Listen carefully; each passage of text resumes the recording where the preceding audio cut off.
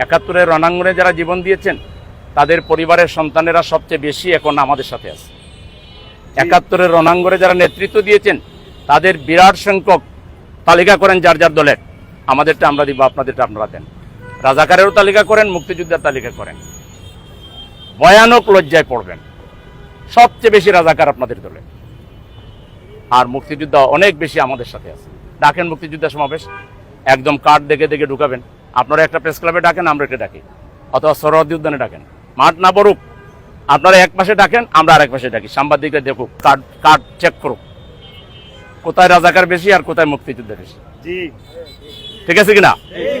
আমাদের হাসিনা অনেক খারাপ কাজ করছে, একটা ভালো কাজ করছে। সে একটা রাজাকারের তালিকা করছে, এই তালিকায় তার দলকেই 1 নম্বরে রাখছিল, এটা সত্য, এটা আমরা সাপোর্ট করি। আওয়ামী লীগকে 1 নম্বরে রাখছিল, আর দ্বিতীয় যাদেরকে রাখছিল এরা এখন রাজাকার কইতেছে। এরা তো নাই, এখন তো এরাই 1 নম্বর।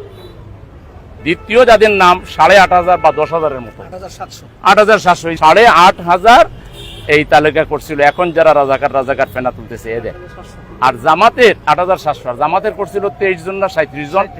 এরা সবাই ইন্তেকাল ফরমাইছে, কেউ আর বাঁচিয়ে নাই তাদের তালিকা অনুযায়ী।